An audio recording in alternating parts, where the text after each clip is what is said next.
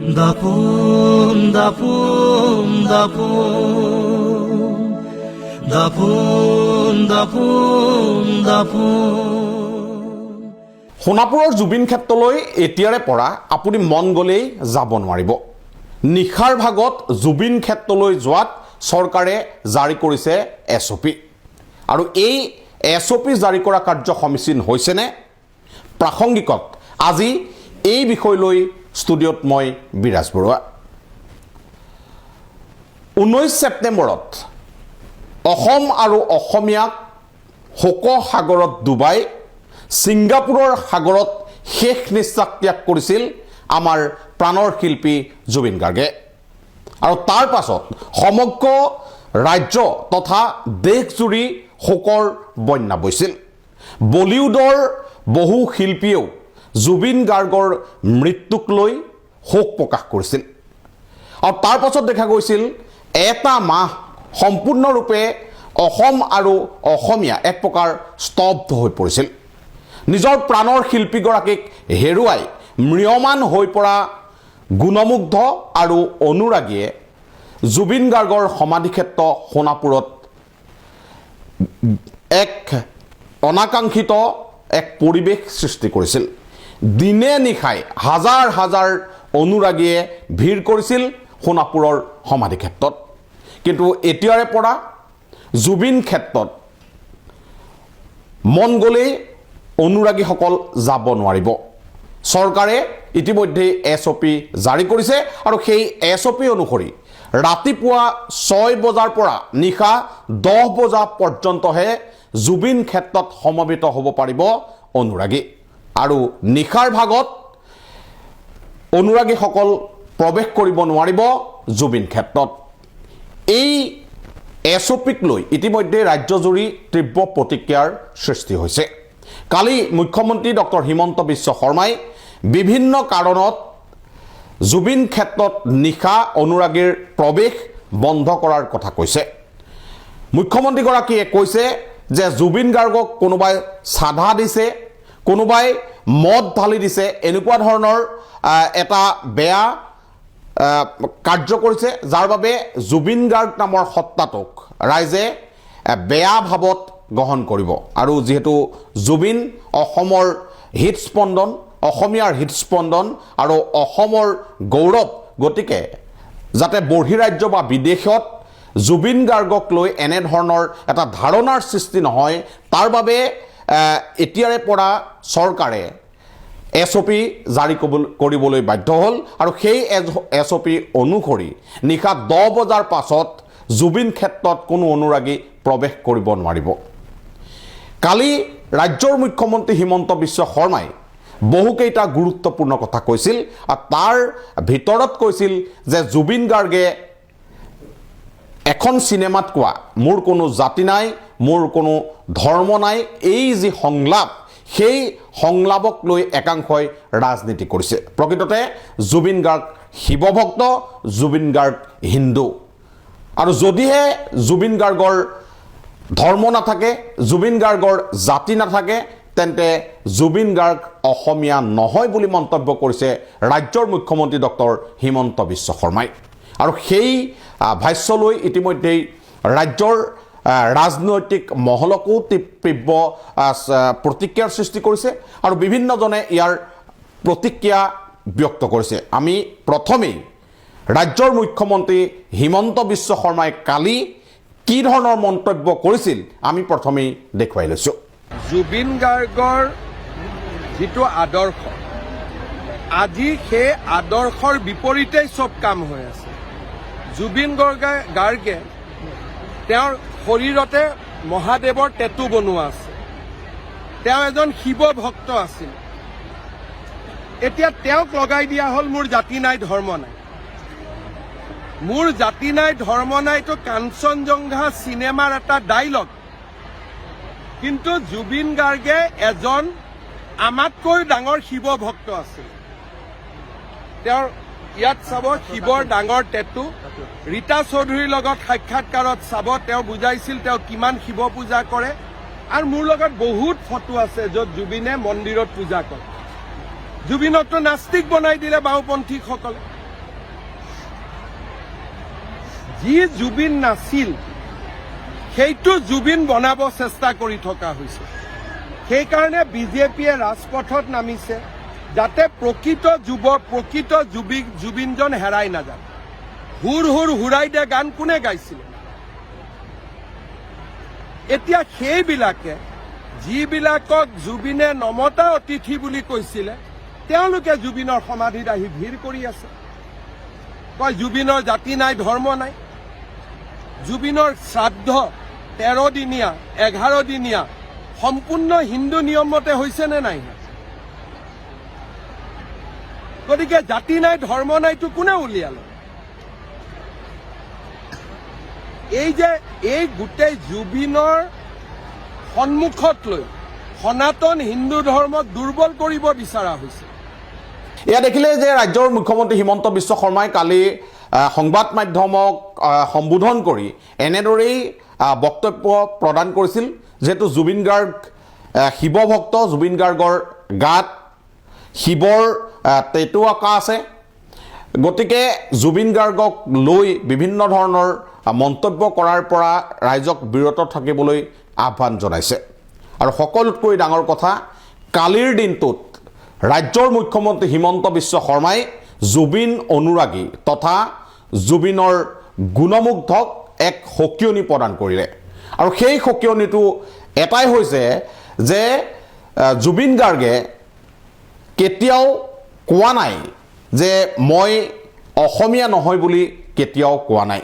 কালি জুবিন গাৰ্গৰ সন্দৰ্ভত ৰাজ্যৰ মুখ্যমন্ত্ৰী হিমন্ত বিশ্ব শৰ্মাই এটা কথা ক'লে যে এটা মাহ জুবিন গাৰ্গৰ অবৰ্তমানত অসম আৰু অসমীয়াই যি ধৰণৰ পৰিৱেশ সৃষ্টি কৰিলে সেই পৰিৱেশ তেখেতসকলে নিৰলে সহ্য কৰিছিল আৰু নিৰলে প্ৰত্যক্ষ কৰিছিল।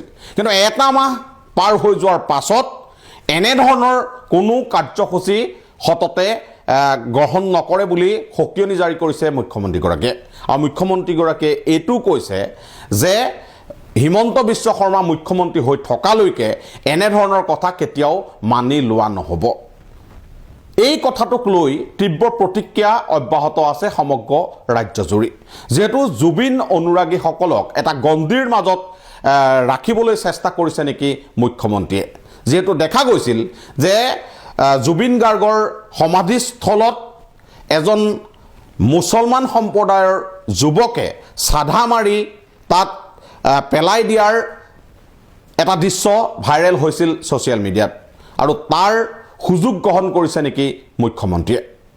প্ৰকৃততে জুবিন গাৰ্গে সততে কৈ থকা মোৰ কোনো ধৰ্ম নাই, মোৰ কোনো জাতি নাই বুলি যি সংলাপ, সেই সংলাপ চিনেমাৰ সংলাপ নাছিল, বহু মঞ্চত কৈছিল সেয়া মোৰ জীৱনৰ সংলাপ বুলি জুবিন গাৰ্গে কৈছিল।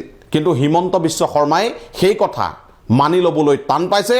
আৰু এতিয়াও হিন্দু মুছলমানৰ যি প্ৰভেদ, সেই প্ৰভেদ কিন্তু প্ৰতিষ্ঠা কৰিবলৈ চেষ্টা কৰিছে নেকি মুখ্যমন্ত্ৰীগৰাকীয়ে। এনেধৰণৰ কথাও আলোচনা হৈছে।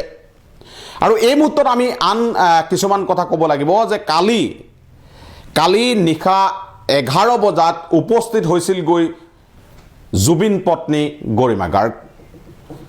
জুবিন ক্ষেত্ৰত উপস্থিত হৈ কালি SOPৰ সন্দৰ্ভত সাংবাদিকে গৰিমা গাৰ্গক কিছু প্ৰশ্ন কৰিছিল।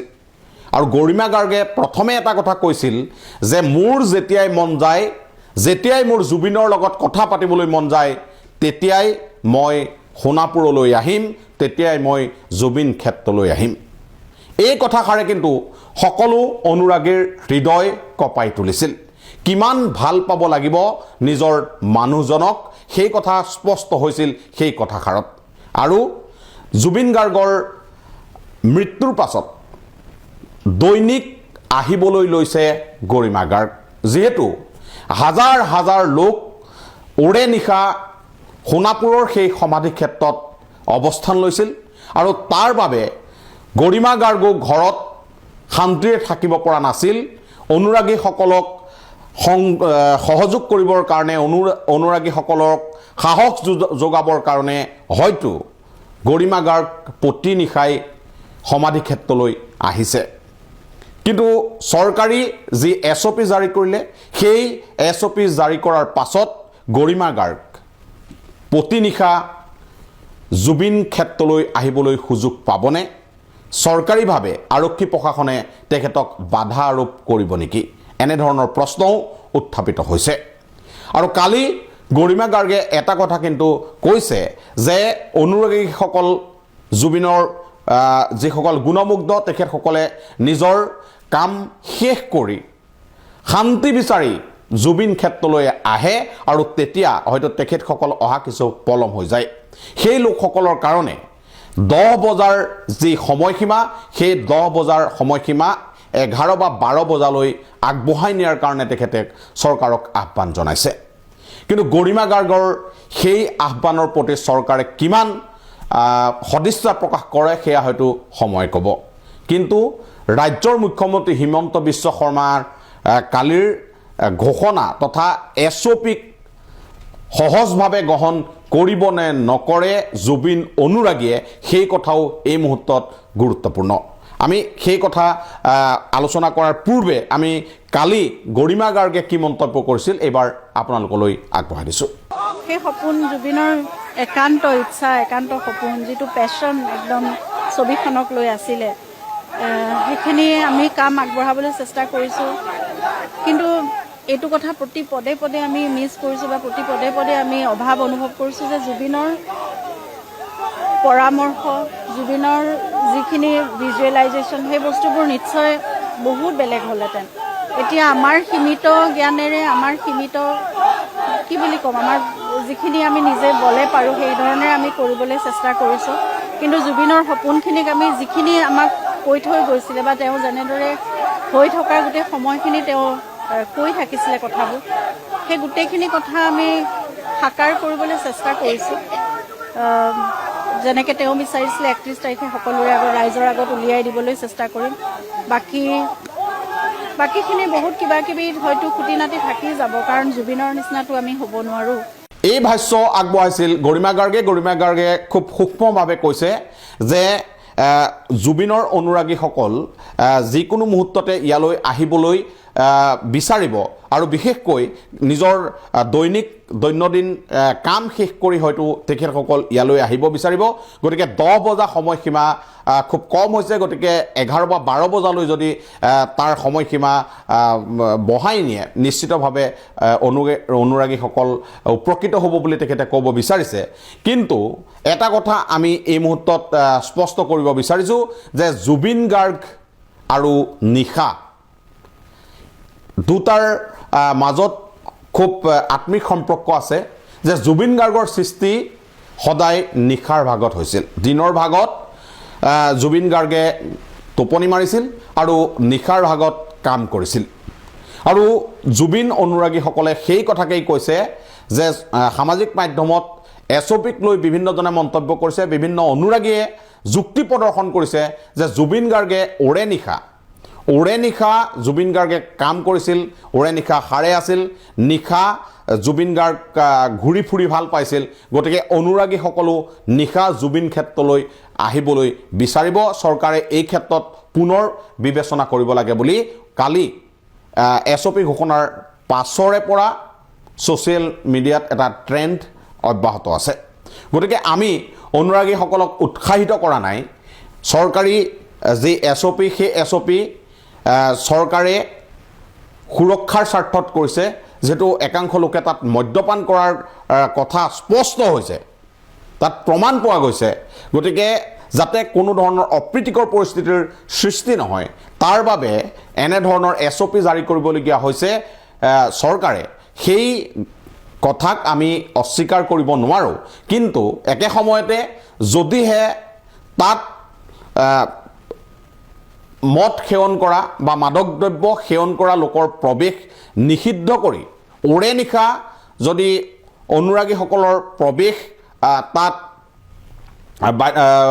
শিথিল কৰি দিয়ে তেতিয়াও কিন্তু কোনো অসুবিধা নহ'ব বুলি আন একাংশই ক'ব খুজিছে যেহেতু জুবিন ক্ষেত্ৰলৈ যোৱা সকলো অনুৰাগীয়ে মদ্যপান কৰি নাযায় সেই কথাও একেবাৰেই স্পষ্ট গতিকে এনে ক্ষেত্ৰত চৰকাৰে বিষয়টো পুনৰ বিবেচনা কৰাৰ থল আছে কিয়নো তাত আজিৰ যি সময় এই সময়ত বিভিন্ন ধৰণৰ কাৰিকৰীগত পদ্ধতিৰে কোনে মাদক দ্ৰব্য সেৱন কৰি সোমাইছে সেই কথা ওলাই পৰাৰ এটা প্ৰক্ৰিয়া যিহেতু আছে গতিকে সেই প্ৰক্ৰিয়াৰ জৰিয়তে মাদক দ্ৰব্য সেৱন কৰা অনুৰাগীক সেই সমাধি ক্ষেত্ৰত প্ৰৱেশ কৰিবলৈ নিদি যিসকলে কোনো ধৰণৰ সুৰা বা কোনো ধৰণৰ মাদক দ্ৰব্য সেৱন নকৰাকৈ জুবিন ক্ষেত্ৰত প্ৰৱেশ কৰিব খোজে তেখেতসকলক প্ৰৱেশৰ অনুমতি দিলে বিষয়টো অধিক ভাল হ'ব নেকি এনেধৰণৰ চৰ্চাও